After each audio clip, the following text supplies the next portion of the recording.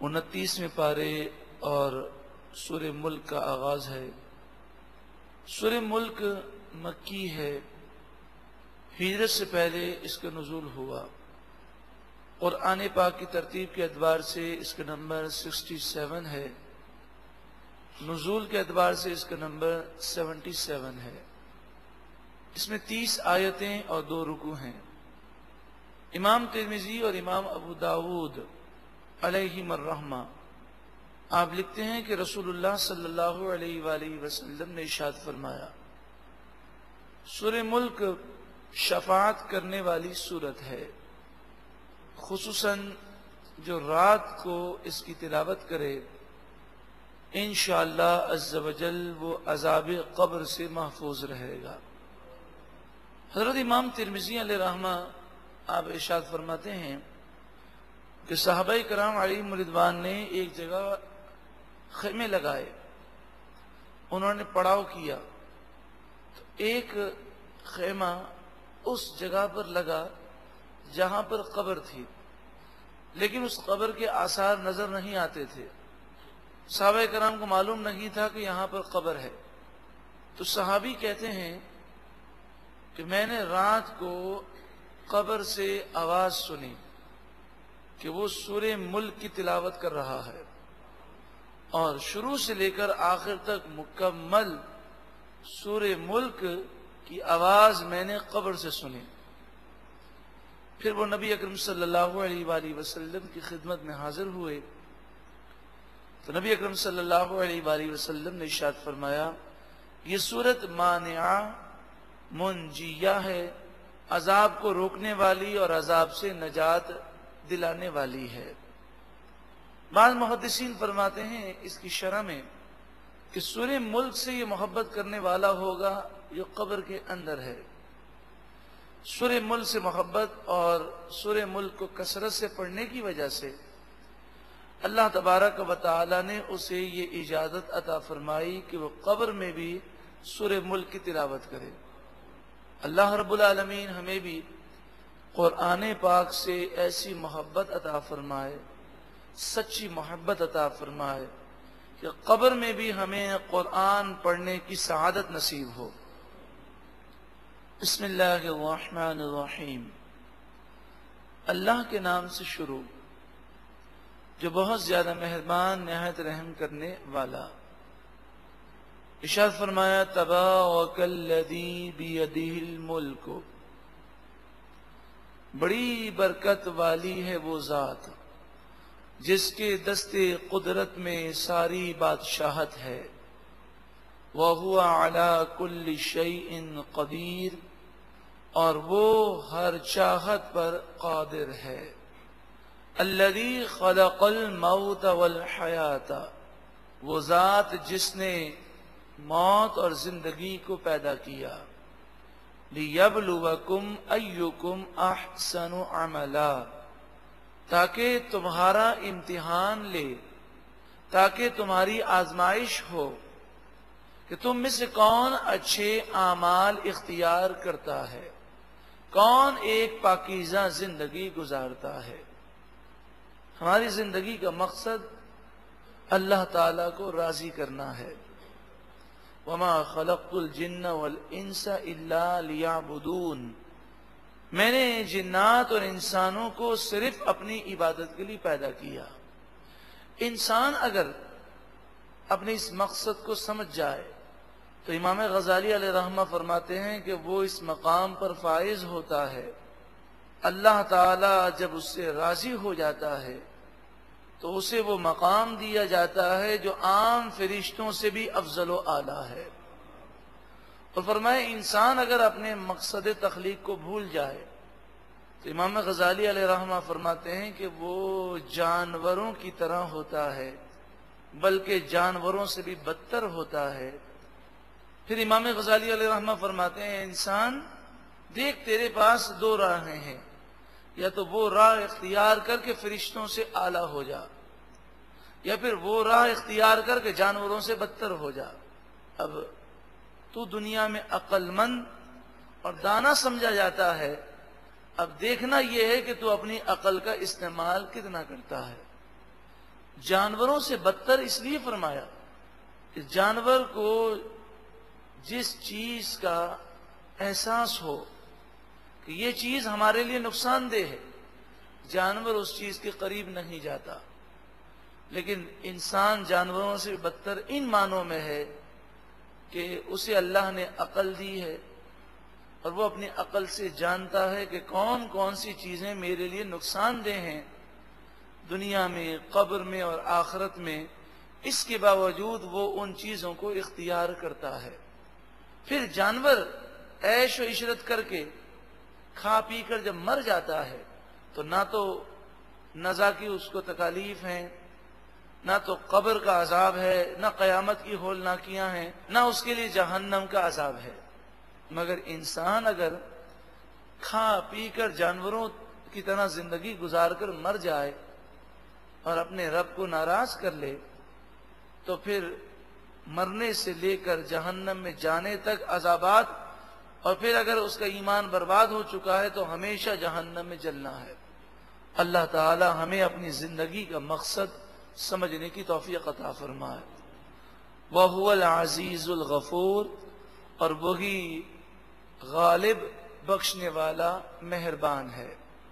الَّذِي خَلَقَ سَبْعَ سَمَاوَاتٍ طِبَاقًا، وہ ذات جس نے 7 آسمان بنائے، طِبَاقًا، ایک کے اوپر دوسرا آسمان، اس طرح 7 آسمان ہیں۔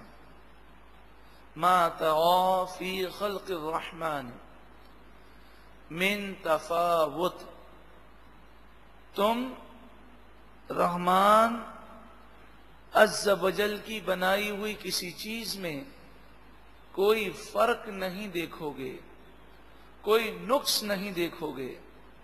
فَارْجِعِ الْبَصَرَ، ان آسمانوں میں تمہیں کوئی نقص نظر نہیں آئے گا۔ فَارْجِعِ الْبَصَرَ، پھر دوبارہ دیکھو۔ هَلْ تَرَىٰ مِن فُطُورٍ، کیا تم کوئی رخنا، سوراخ یا کوئی عیب دیکھتے ہو آسمانوں میں؟ ثُمَّ ارْجِعِ الْبَصَرَ كَرَّتَيْنِ، پھر بار بار غور سے دیکھو، جتنی دفعہ دیکھو گے تمہیں آسمانوں میں، زمین میں اللہ کی قدرت اور عظمت کے دلائل مزید نظر آئیں گے۔ یعنی کسی چیز کو ہم دیکھتے ہیں، ایک دفعہ دیکھیں، دوسری دفعہ دیکھیں تو اس کے عیب نظر آتے ہیں، تیسری دفعہ دیکھیں تو اور عیب نظر آتے ہیں، لیکن آسمان و زمین اللہ رب العالمین کی وحدانیت پر وہ دلائل ہیں کہ ان کو جتنی دفعہ غور سے دیکھیں اتنی دفعہ اللہ تعالیٰ کی عظمت اور اللہ تبارک و تعالی کی قدرت کے دلائل نظر آتے ہیں۔ يَنْقَلِبْ إِلَيْكَ الْبَصَرُ خَاسِئًا، بار بار دیکھنے کے باوجود نگاہیں ناکام پلٹتی ہیں، کوئی عیب تم نہیں ڈھونڈ سکتے۔ وَهُوَ حَسِيرٌ، اور وہ نگاہیں تھکی ہوئی ہیں، وہ تھک جاتی ہیں، مگر اللہ کی بنائی ہوئی چیزوں میں انہیں عیب نہیں ملتا۔ وہ آسمان جو رب نے پیدا کیے، وہ زمین جو رب نے بنائی، جن کے عیب کو تم تلاش نہیں کر سکتے، بلکہ سائنسدانوں نے ترقی کرتے کرتے کرتے آخر کار انہوں نے کہہ ہی دیا کہ صرف 4% کائنات کو ہم نے دیکھا ہے، 96% کائنات ہم سے اوجھل ہے، ابھی پوشیدہ ہے، اور یہ 4% بھی ان کا اندازہ ہے۔ ہو سکتا ہے آگے جا کر یہ کہیں کہ ہم نے تو 1% کے کروڑویں حصے کو دیکھا ہے، کائنات تو بہت بڑی ہے۔ وَلَقَدْ زَيَّنَّا السَّمَاءَ الدُّنْيَا بِمَصَابِيحَ، اور بے شک ضرور ہم نے آسمان دنیا کو چراغوں سے آراستہ کیا، یعنی ستاروں سے آسمان دنیا کو روشن و منور کیا۔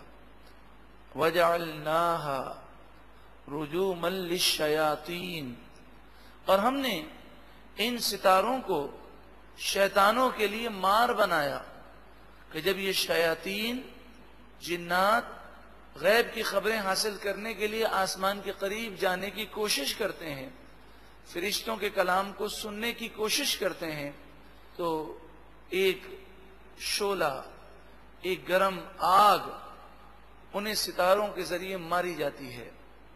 وَأَعْتَدْنَا لَهُمْ عَذَابَ السَّعِيرِ، اور ہم نے ان شیاطین کے لیے، سرکش جنات کے لیے اور سرکش انسانوں کے لیے بھڑکتی ہوئی آگ کا عذاب تیار کیا۔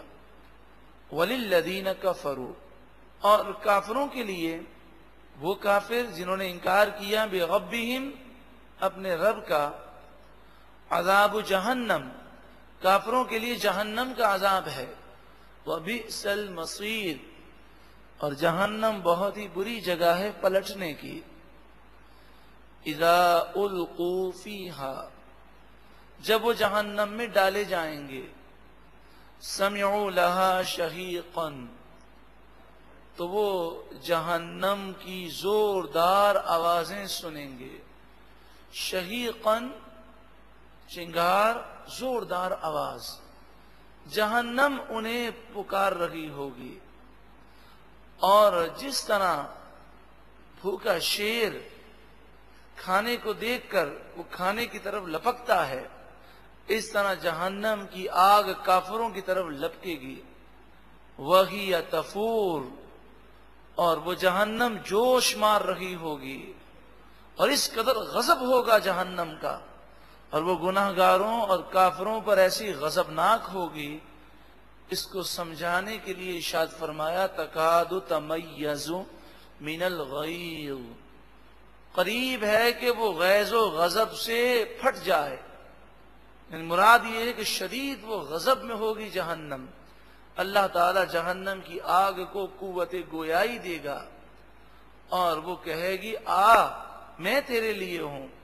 کلما القی فیہا فوج، جب کبھی اس جہنم میں جہنمیوں کا کوئی ایک گروہ ڈالا جائے گا، سألہم خزنتہا، تو جہنم کے داروغہ یعنی حضرت مالک اور ان کے معاون فرشتے ان لوگوں سے پوچھیں گے تم جہنم میں کیوں آئے، تم نے ایسے برے کام کیوں کیے، کیا تمہیں کوئی سمجھانے والا نہیں تھا؟ الم یاتکم نذیر، کیا تمہارے پاس کوئی ڈر سنانے والا نہیں آیا؟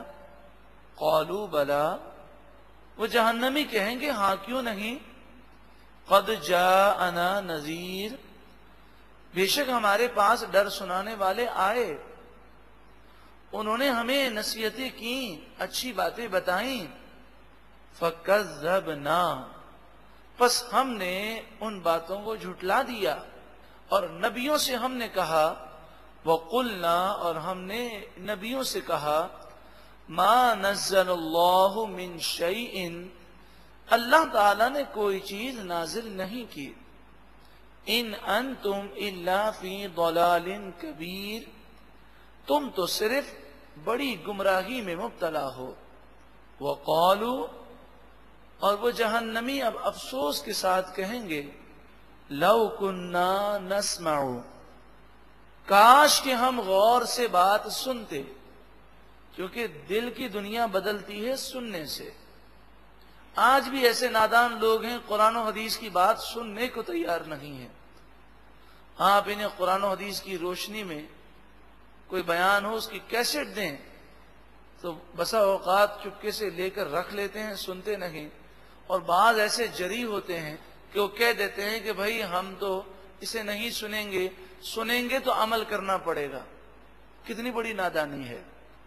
اسی طرح کافروں کا حال ہے کہ وہ سننے کو تیار نہیں ہے۔ وقالوا لو كنا نسمع، اور وہ کہیں گے کاش ہم سنتے، اگر ہم غور سے سنتے، او نعقل، یا سمجھتے، اپنی عقل کو استعمال کرتے، ما كنا فی اصحاب السعیر، تو ہم جہنمیوں میں سے نہ ہوتے، ہم جہنم والے نہ بنتے۔ فاعترفوا بذنبہم، پس وہ اپنے گناہوں کا اعتراف کریں گے، اپنے گناہوں پر آنسو بہائیں گے، چیخیں گے، چلائیں گے، روئیں گے، معافیاں مانگیں گے، مگر اب کوئی فائدہ حاصل نہ ہوگا۔ فسحقا لاصحاب السعیر، پس لعنت ہو جہنمیوں پر، پھٹکار ہو جہنمیوں پر کہ ساری زندگی اللہ کو ناراض کرتے رہے، اب جب جہنم کا عذاب دیکھا تو اب ماننے لگے۔ لیکن دنیا میں زندگی گزارنے والے سب نادان نہیں ہیں۔ ان الذین یخشون ربهم بالغیب، بالغیب بن دیکھے، بے شک وہ لوگ جو بن دیکھے اپنے رب سے ڈرتے ہیں، عذاب کا خوف ہے، گناہ چھوڑ رہے ہیں اللہ کے عذاب سے ڈر کر، لہم مغفرۃ، ان کے لیے مغفرت ہے، وَأَجْرٌ کبیر، اور ان کے لیے بڑا اجر ہے۔ اب ہماری محرومی تو دیکھیں آپ کہ روزانہ رات کو سورہ ملک پڑھنے کا ہمیں حکم دیا گیا، بے شمار لوگ سورہ ملک رات کو پڑھتے ہیں، لیکن جو حکمت رسول اللہ صلی اللہ علیہ وآلہ وسلم کے فرمان میں ہے کہ جب کوئی رات کو سونے سے پہلے سورہ واقعہ پڑھے، سورہ ملک پڑھے، ان صورتوں کو سمجھ کر اور ان باتوں کو دہرا کر وہ سوئے گا تو صبح ایک نئے عزم کے ساتھ وہ اٹھے گا۔ لیکن آج ہم نے کبھی سورہ ملک کے معنی پر غور کرنے کی کوشش ہی نہیں کی۔ ہم معنی پر غور کرتے اور غور کر کے رات کو ایک مرتبہ پڑھ کے سوتے تو یقیناً یہ سورہ ملک ایسی صورت ہے کہ ہم گناہوں سے توبہ کر کے سوتے اور صبح ایک نئے عزم کے ساتھ ایک پاکیزہ زندگی گزارنے کے ارادے کے ساتھ اٹھتے، مگر شیطان نے ہمیں قرآن پاک سمجھنے سے دور کر دیا۔ وَأَسِرُّوا قَوْلَكُمْ، تم اپنی باتیں آہستہ کہو، أَوِ اجْهَرُوا بِهِ، یا زور سے کہو، إِنَّهُ عَلِيمٌ بِذَاتِ الصُّدُورِ، بے شک اللہ تعالیٰ تمہارے سینوں کے رازوں کو بھی جانتا ہے۔ اس آیت کا شان نزول اس طرح ہے کہ مشرکین آپس میں یہ کہتے، مکہ مکرمہ کے کافر آپس میں یہ کہتے کہ آہستہ آہستہ بات کرو، کیونکہ تم جو کہتے ہو یہ باتیں محمد صلی اللہ تعالی علیہ وآلہ وسلم کا رب سن لیتا ہے، پھر جو تم کہتے ہو قرآن کی آیتیں نازل ہو جاتی ہیں، لہذا آہستہ آہستہ کہو تاکہ محمد صلی اللہ علیہ وسلم کا رب نہ سنے۔ تو فرمایا تم آہستہ کہو کہ زور سے کہو، وہ تو سینوں کے رازوں کو بھی جانتا ہے۔ الا یعلم من خلق، کیا وہ نہ جانے جس نے تمہیں پیدا کیا؟ جس نے پیدا کیا وہ اپنی مخلوق کو زیادہ جانتا ہے۔ وَهُوَ اللَّطِيفُ الْخَبِيرُ، وہی ہر باریکی کو جاننے والا خبردار ہے، باخبر ہے۔ هُوَ الَّذِي، وہ ذات جس نے جَعَلَ لَكُمُ الْأَرْضَ ذَلُولًا، جس نے تمہارے لیے زمین کو نرم بنایا۔ ذلولن کے معنی تابع، یہاں تابع اور نرم ہونے سے یہ مراد ہے کہ زمین پر زندگی گزارنے کے لیے جن چیزوں کا ہونا ضروری تھا اللہ تعالیٰ نے وہ تمام چیزیں زمین پر پیدا فرمائیں۔ مثلا پانی ہے، نہریں ہیں، چشمے ہیں، سمندر ہیں، پھر یہ ایک انداز میں بہتے ہیں۔ یہاں پر زمین پر چلنا ہمارے لیے آسان ہے، کوئی مشینری ہمیں لگانی نہیں پڑتی، لیکن آپ زمین سے نکل کر خلا میں جائیں تو آپ جانتے ہیں وہاں پر سانس لینا مشکل ہے، وہاں کی زمین پر کھڑا رہنا مشکل ہے۔ تو اللہ تبارک و تعالی نے ہوا کا دباؤ بھی یہاں پر وہ رکھا جس کو ہمارا جسم برداشت کر سکے۔ خلا کے اندر یہ بعض مقامات پر مثلا اگر آپ خلا میں جانے سے پہلے زمین سے بلند ہوتے ہیں تو ہوا کا دباؤ اوپر جا کر اس قدر بڑھ جاتا ہے۔ بعض ایسے مقامات ہیں کہ اگر کوئی بغیر مشینری کے وہاں پر ہو تو ہوا کے دباؤ کی وجہ سے اس کا جسم ریزہ ریزہ ہو جائے۔ تو نہ تو زمین میں ہوا کا اتنا دباؤ ہے، نہ یہاں اتنا ٹیمپریچر ہے کہ جو ٹیمپریچر ہماری برداشت سے باہر ہو۔ ہر طرح کی اللہ تبارک و تعالی نے آسانیاں پیدا فرمائیں۔ لَكُمُ الْأَرْضَ ذَلُولًا، زمین کو تمہارے لیے تابع کیا، جو تمہاری ضرورت تھی اس کے مطابق زمین کو پیدا فرمایا۔ پھر کتنی پیاری بات مفسرین فرماتے ہیں کہ زمین بنی لکم، کس کے لیے؟ تمہارے لیے. سورج چاند کس کے لیے؟ لکم، تمہارے لیے. تو سورج چاند تمہارے لیے بنائے گئے، زمین تمہارے لیے بنی. تم کس کے لیے بنے ہو؟ تم بنے ہو اللہ کی عبادت کرنے کے لیے. جو چیز جس مقصد کے لیے بنی ہے اگر وہ اس مقصد میں کارآمد نہ ہو تو بیکار ہے. ایک پنکھا اگر ہوا نہ دے تو وہ نام کا پنکھا ہے، حقیقتاً پنکھا نہیں ہے. تو اگر انسان کی تخلیق کا جو مقصد ہے وہ اللہ کی معرفت حاصل کرنا ہے، اور اگر اسے اپنے خالق اور مالک کی معرفت حاصل نہ ہو تو وہ جانوروں سے بدتر ہے، جیسا کہ ابھی آپ نے سماعت کیا. فَامْشُوا فِي مَنَاكِبِهَا، پس چلو زمین کے راستوں میں. وَكُلُوا مِن رِزْقِهِ، اور اللہ کی دی ہوئی روزی سے کھاؤ. وَإِلَيْهِ النُّشُورُ، اور اسی کی طرف تمہیں اٹھنا ہے، اسی کی بارگاہ میں جانا ہے. اب گناہ کرنے والوں کو تنبیہ کی جاتی ہے، اے اللہ کی نافرمانی کرنے والوں، اَأَمِنْتُمْ مَنْ فِي السَّمَاءِ، کیا تم اس رب سے بے خوف ہو گئے جس کی بادشاہت آسمانوں میں ہے. آسمان اعلیٰ ہیں، جس کی بادشاہ جب آسمانوں میں ہے تو زمین میں بھی ہے، تمہارے دل پر بھی ہے، تمہارے روئیں روئیں پر ہے. کیا تم اس رب سے بے خوف ہو گئے اور گناہ کرتے ہو؟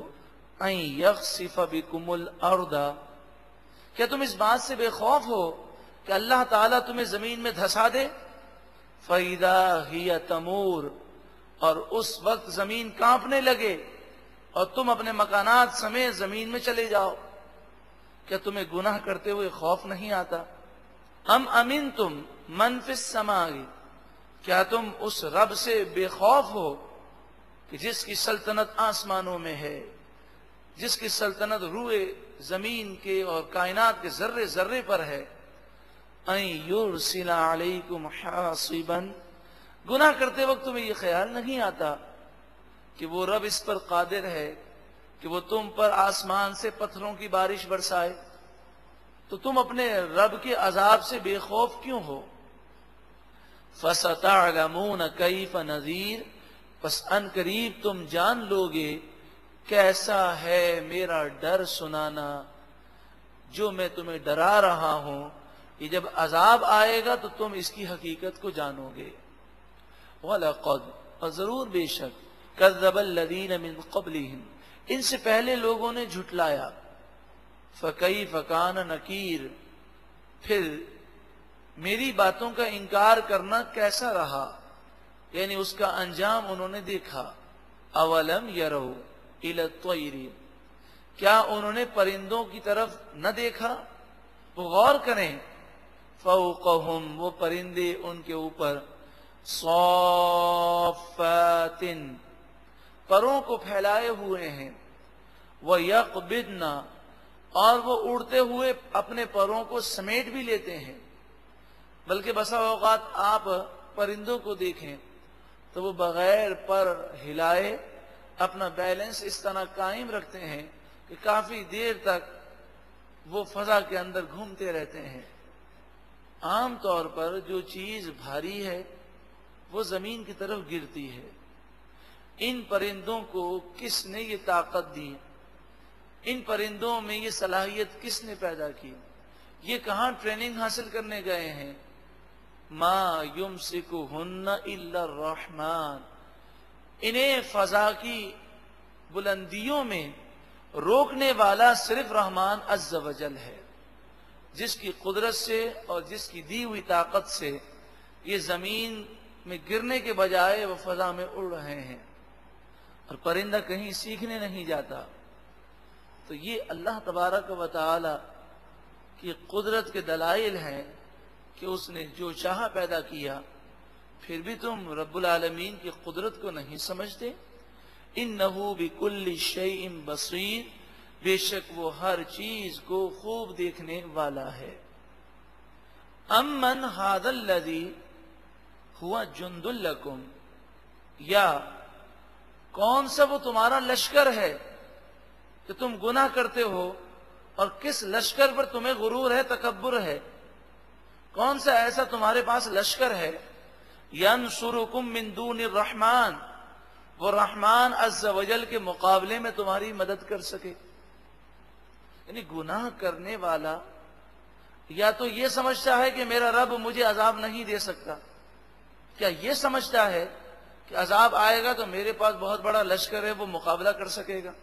جب ایسی بات نہیں تو پھر اللہ کی نافرمانی وہ کیوں کرتا ہے؟ ان الکافرون الا فی غرور، اور سب سے بڑے نافرمان کافر ہیں، مشرک ہیں، یہودی ہیں، عیسائی ہیں، ہندو ہیں۔ تو فرمایا کافر وہ صرف و صرف دھوکے میں پڑے ہوئے ہیں، وہ دنیا کی رنگینیوں میں گم ہیں اور اپنی آخرت سے غافل ہیں۔ اچھا یہ بتاؤ کہ روزی دینے والا کون ہے؟ اللہ تعالی۔ اللہ تعالیٰ تمہاری روزی بند کر دے تو ہے کوئی جو تمہیں روزی دے سکے؟ امن ھذا الذی یرزقکم ان امسک رزقا، یا کون ہے کہ جو تمہیں روزی دے جب اللہ تعالیٰ تمہاری روزی کو بند کر دے؟ تو جب وہ اپنا رزق بند کر دے تو کوئی روزی نہیں دے سکتا، تو پھر اسی کی فرما برداری کرو۔ بل لجوا فی عتب و نفور، بلکہ یہ کافر سرکشی میں اور نفرت میں ضدی ہو گئے ہیں، ڈھیٹ ہو گئے ہیں۔ ایک راہ ہدایت پر چل رہا ہے اور جنت میں جانے والے طریقے اختیار کر رہا ہے، اور دوسرا جہنم کی طرف جا رہا ہے۔ جو اس کا جی چاہتا ہے وہ کرتا ہے، وہ گناہ کر رہا ہے۔ کیا یہ دونوں برابر ہو سکتے ہیں؟ تو اس کی ایک مثال سمجھائی گئی۔ مثال اس طرح ہے کہ ایک شخص اوندھا چلے، یعنی اس طرح چلے کہ وہ اپنے سر کے بل چلے۔ اب چلنے کا طریقہ تو یہ ہے کہ پاؤں سے چلے، لیکن پاؤں سے چلنے کے بجائے یہ ہاتھوں سے چلے اور سر کے بل چلے۔ اور پھر چلنے کا طریقہ یہ ہے کہ جس طرف آپ جا رہے ہیں اس طرف نگاہ ہو، یہ الٹا چلے، سر کے بل بھی چلے اور نگاہ جو ہے وہ دوسری سمت رکھے اور جائے دوسری سمت۔ تو بتائیے کیا وہ منزل مقصود تک پہنچ سکتا ہے؟ تو گناہ کرنے والا ایسا ہی ہے کہ وہ ہاتھ پاؤں مار رہا ہے لیکن وہ جنت کی راہ نہیں پا سکے گا۔ افمن یمشی مکبا علی وجہہ، کیا جو اپنے چہرے کے بل الٹا چلے، اہدا وہ زیادہ راستہ پانے والا ہے، ام من یمشی سویا علی صراط مستقیم، یا وہ زیادہ راستہ پانے والا ہے جو سیدھے راستے پر سیدھا چلے۔ اب اللہ تبارک و تعالیٰ اپنی نعمت کا ذکر فرماتا ہے کہ تمہیں اللہ تعالیٰ نے آنکھ، کان، عقل کی نعمت سے بہرور کیا۔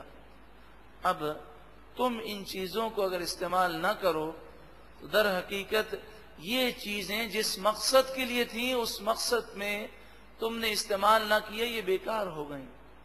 وہی مثال ہے، کوئی بھی چیز ہے، مثلا یہ گھڑی ہے، اب اسے آپ گھڑی کہیں گے لیکن یہ اس قدر خراب ہو جائے کہ صحیح نہ ہو سکے اور ٹائم بھی نہ دے سکے تو اب یہ نام کی گھڑی ہے، اسے گھڑی ہم نہیں کہیں گے ان معنوں میں کہ حقیقتاً یہ فائدہ نہیں دے رہی۔ تو آنکھ اس لیے دی کہ اللہ تعالی کی معرفت حاصل ہو، قدرت کو دیکھ کر اللہ کی عظمت کو سمجھے۔ کان اس لیے دیے گئے کہ وہ قرآن کی باتیں سنے، احادیث طیبہ کی باتیں سنے اور سمجھے۔ جب وہ مقصد ہی اس نے فوت کر دیا تو قرآن پاک نے ایسے لوگوں کے متعلق فرمایا سم بکم عمی، یہ بہرے ہیں، گونگے ہیں، اندھے ہیں، اس لیے کہ کان تو ہیں لیکن کان کا وہ مقصد نہیں جو مقصد ہونا چاہیے۔ جب ان آنکھوں سے اور کان سے آخرت کی تیاری کے لیے کوئی چیز نہ سمجھی جائے، نہ دیکھی جائے تو یہ آنکھ اور یہ کان اس نے بیکار استعمال کیے۔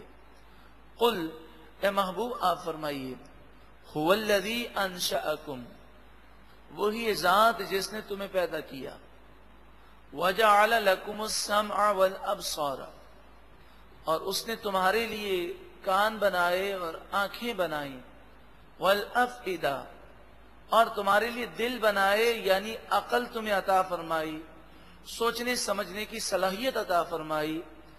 قَلِيلًا مَا تَشْكُرُونَ، تم بہت کم شکر کرتے ہو، تم بہت کم حق کو تسلیم کرتے ہو۔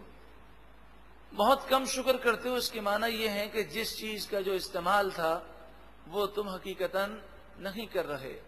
قل، اے محبوب آپ فرمائیے، هو الذی ذرأکم فی الارض، وہ ذات جس نے تمہیں زمین میں پھیلا دیا، وَإِلَيْهِ تُحْشَرُونَ، اور اسی کی طرف تم جمع کیے جاؤ گے۔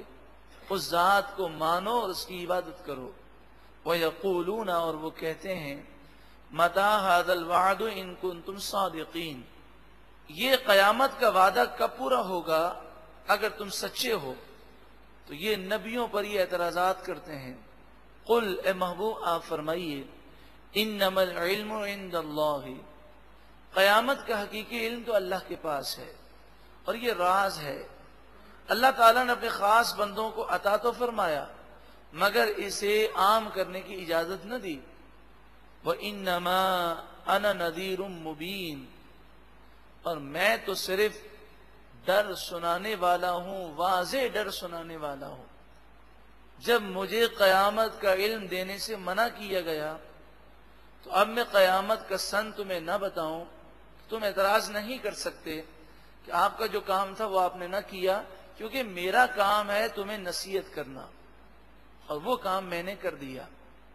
فَلَمَّا رَأَوْهُ زُلْفَةً، پھر جب یہ لوگ قیامت کو اپنے قریب دیکھیں گے، سیئت وجوہ الذین کفروا، کافروں کے چہرے بگڑ جائیں گے، کالے پڑ جائیں گے، سیاہ ہو جائیں گے۔ وقیل، اور کہا جائے گا، ھذا الذی کنتم بہ تدعون، یہ وہی عذاب ہے جو تم مانگا کرتے تھے، جس عذاب کی تم جلدی مچاتے تھے وہ عذاب آ گیا۔ قل، اے محبوب آپ فرمائیے، ارأیتم ان اہلکنی اللہ، ذرا بتاؤ تو صحیح، اگر اللہ تعالی مجھے وفات دے دے، ومن معی، اور جو میرے ساتھ ہیں وہ بھی اس دنیا سے تشریف لے جائیں، او رحمنا، یا اللہ تعالی رحم فرمائے ہم پر یعنی ہمیں لمبی عمر دے، تو اس سے کیا فرق پڑتا ہے؟ دنیا سے تو سبھی کو جانا ہے۔ کافر یہ کہتے تھے کہ یہ دین اسلام ایک وقتی تحریک ہے، حضور کے وصال ظاہری پر یہ اسلام ختم ہو جائے گا، اور یہ حضور صلی اللہ علیہ وسلم کے وصال کی تمنا کرتے، آپ کے انتقال کی تمنا کرتے۔ تو فرمایا کہ میں لمبا عرصہ دنیا میں رہوں یا مختصر عرصہ رہ کر اپنا مشن پورا کر کے یہاں سے تشریف لے جاؤں، تم پر جو عذاب آنا ہے وہ تو ہر صورت میں آئے گا۔ فَمَن يُجِيرُ الْكَافِرِينَ مِنْ عَذَابٍ أَلِيمٍ، پس کافروں کو دردناک عذاب سے کون بچائے گا؟ قل، اے محبوب آپ فرمائیے، هو الرحمن، ساری طاقتیں رکھنے والی ذات وہ رحمان ہے۔ آمنا بہ، ہم اس پر ایمان لائے، وعلیہ توکلنا، اور اسی پر ہم نے بھروسہ کیا۔ فستعلمون، پس ان قریب تم لوگ جان جاؤ گے، من ہوا فی ضلال مبین، کون کھلی گمراہی میں مبتلا ہے۔ قل، اے محبوب آپ فرمائیے، اللہ تعالی کی قدرت اور انسان کی بے بسی کا ذکر ہے کہ انسان کس بات کا غرور کرتا ہے، کیوں رب کی بارگاہ میں جھکتا نہیں۔ قل، اے محبوب آپ فرمائیے، ارأیتم، اے لوگوں تم بتاؤ، ان اصبح ماؤکم غورا، اگر صبح کے وقت تمہارا پانی زمین میں دھس جائے، تم نے کنواں کھودا ہے، بورنگ کی ہے، تو پانی کی ایک سطح ہے جس سے تم پانی حاصل کرتے ہو، تو جو تم نے گڑھا کھودا ہے، صبح ہو تو اس گڑھے میں پانی نہ ہو، اس گڑھے سے نیچے چلا گیا ہو پانی، پھر تم کھودو تو تم میں جتنی طاقت ہے اتنا تم کھودو، لیکن پانی اس سے بھی نیچے چلے جائے تو دوبارہ پانی اوپر کون لائے گا؟ کس کی طاقت ہے جو اس پانی کو دوبارہ اوپر لا سکے؟ فَمَن يَأْتِيكُم بِمَاءٍ مَّعِينٍ، پس کون ہے جو اس پانی کو اوپر نگاہوں کے سامنے بہتا ہوا لائے؟ نبی اکرم صلی اللہ علیہ وآلہ وسلم کی عادت کریمہ کہ سورہ ملک کے بعد آپ فرماتے اللہ رب العالمین، کیونکہ سوال ہے نا کون اس پانی کو دوبارہ لا سکتا ہے، تو حضور عرض کرتے کہ اللہ ہی لا سکتا ہے، اللہ رب العالمین۔ تو یہاں مراد یہ ہے کہ تم جو چاہو وہ ہو جائے، یہ کوئی ضروری نہیں ہے۔ کئی معاملات میں تم بے بس ہو، تم اس وقت بھی اللہ کی قدرت کو نہیں سمجھتے۔ مفسرین بیان کرتے ہیں ایک فلسفی تھا، جیسے آج کل ہمارے یہاں سائنسدان ہوتے ہیں تو پہلے فلسفہ اس پر بہت زیادہ زور دیا جاتا تھا، تو بعض سائنسدان اور بعض زیادہ پڑھے لکھے لوگ دنیاوی تعلیم، جن کے بعد دینی تعلیم نہیں، ہر بات میں وہ اعتراضات کرتے ہیں۔ تو ایک فلسفی تھا، اس نے جب یہ آیت کریمہ پڑھی تو کہنے لگا یہ کیا بات ہے، ہم مزید کھودیں گے، مزید کھودیں گے، مزید کھودیں گے، نکال لیں گے پانی۔ یہ کہتا ہوا وہ سو گیا۔ صبح اٹھا تو اس کی آنکھوں کا پانی وہ غائب ہو چکا تھا، اس کی آنکھیں خشک ہو چکی تھی، وہ نابینا ہو گیا۔ تو غیب سے ندا آئی کہ اب ان آنکھوں کے پانی کو ذرا کھود کے نکالو۔ یعنی بے بس ہے انسان، یہاں صرف پانی مراد نہیں بلکہ بے بسی ظاہر کرنا ہے۔ انسان غرور و تکبر نہیں کر سکتا۔ اللہ رب العالمین کی شان سب سے بلند و بالا ہے۔